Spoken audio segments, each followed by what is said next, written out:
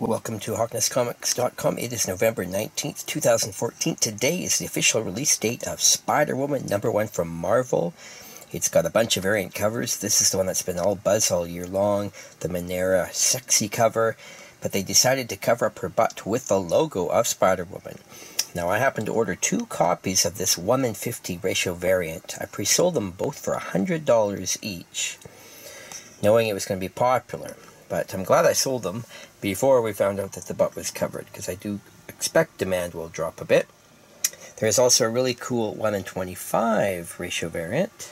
So because I ordered 100 regular copies, I qualified to buy 2 of the 1:50, 4 of the 1:25. Here's my 100 copies of the regular cover. And interestingly enough, I actually like this cover. For once, I think the regular cover is better than the variants, maybe. We've also got the young variant cover. Here is the Rocket Raccoon and Groot variant cover. And there is a blank sketch variant cover. So in total, there you can see 6 different covers. So what we're going to do now is I'm going to go over the numbers and we're going to see, is it profitable as a retailer to sell variants, and why do they bother to do that? Now, every book and every variant has its own story, so we're just using this one as an example because it's a unique one based on the high demand of this particular cover. So we're going to see, was it profitable to buy all 100 of these just to get these? Let's find out. So we're going to go over some numbers now. I've broken them down into a nice chart where we're going to analyze. So first of all, I ordered 100 copies, so that's what we're going to use as my example. Now, at $3.99, we're going to round that off and say there's $400 retail value. So, in a comic store, if they sell all 100 copies, they would get $400. Now, we're going to use an average of 50% off order wholesale cost at Diamond. If that's the cost, then just to simplify things, we'll say that a retailer paid $200 for the 100 regular covers. They paid $2 each. They sell them for $4 each. Yes, there's exceptions where stores have discounts. Maybe they give file customers discounts. But we're just going to round this off to keep this simple. So $400 retail, cost $200. So already, if you can sell out, of course, any new product, if you have double markup, you're obviously making money. But we want to know if the variants help this or not.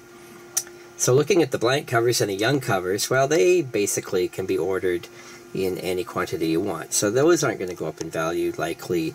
They're basically going to be sold at cover price as well. So I ordered 4 of each, so I'm just getting my $16 cover price. And again, we'll just assume I paid half of that as my wholesale cost through Diamond. So let's get to the rare variants, the ones I had to qualify for. So there's a 1:25 variant, which means for my ordering 100 copies, I only qualify to buy 4 of those.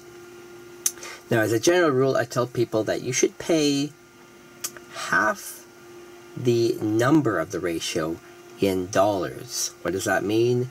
Meaning, if the book is, say, a 1:50 ratio variant, take that number 50, cut it in half. 25. We're going to say that's what it's worth. So $25 is a safe price to pay for a 1:50 variant. Therefore, a 1:25 is only worth half of that. So $12.50 each is a safe price to pay for a 1:25 variant. So of course, some retailers charge less, some charge way more. We're just going to go with some averages here.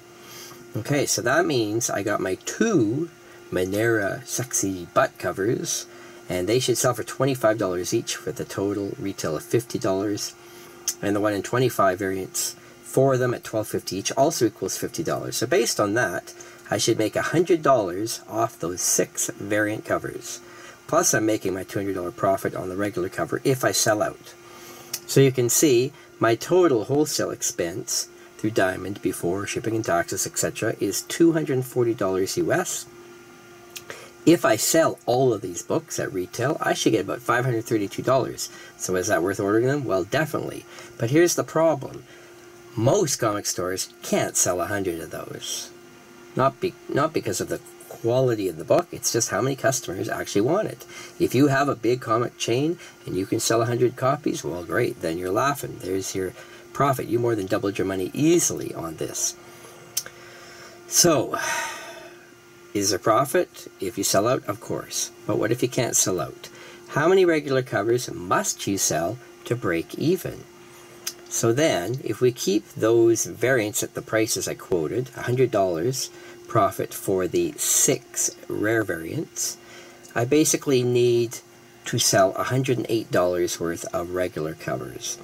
That's 27 covers, regular covers at the $4 each. So if I can do that, I ordered 100, but I got to sell 27 to break even. So I got 73 copies left. I can give them away, I can put them in the discount bin, I can save them for a rainy day. But at the moment, that's what I got to sell just to break even, 27 copies. So if you have a store that can sell 27, all right, fine, you didn't lose any money. You made 27 customers happy and you didn't lose any money. But of course, if you can sell anything above 27, well, you're making a little bit of money. So, not a huge jump there. Okay, but here's another scenario. What if you can get more money for the variants through either pre-sales or if they actually went up in value and you sold them at a higher price? So I'm going to boost those sexy butt covers up from $25 each, which is usually what they would sell, but I'm going to list them at $75 each. So you'll notice on my chart now I listed those 2 covers alone sold for $150. So if I still get my $50 for the other 1 in 25 variants, then I only have to sell 2 regular covers at $8 to break even. Yes, I ordered 100 of them, but I only got to sell 2 to break even. I have 98 copies left. Now I can do, again, whatever I want with them. Even if I cleared them out online and sold them for $1 each. All right, well, there's $98, so that would be your profit margin. Are you getting rich? Again, no. But you have satisfied your customers, you made some easy money on the variants, and you got some extra money to be made. So every store is different. Some stores might only be able to sell 10 copies of Spider-Woman #1, but maybe a huge chain in some major city, maybe it can sell 500 copies. Every store is different. So I personally can't sell many regular covers, but because I pre-sold the variants and knew there was going to be demand for them, I'm okay with that. I didn't lose any money. I'm going to have this big pile of regular covers. If the book does heat up, sell out, and go up in value, I'll be quite happy. But if it doesn't, well, I've got extra books in inventory. And yes, if they never sell, I wish I didn't have them. But, you know, it's a 50-50 chance with all comic books, right? Chances are this book is going to sell out eventually. It may or may not go up in value. But if the title is popular, there will be some demand. And of course, it's a Marvel #1. So 20, 30 years from now, people will want this book again. So it's all the goal of, have you got room to stock it? Many stores stockpile books in the back room, stuff they didn't sell, and that's just the way it is. Or they can have sales and give customers a great deal and sell these books cheap.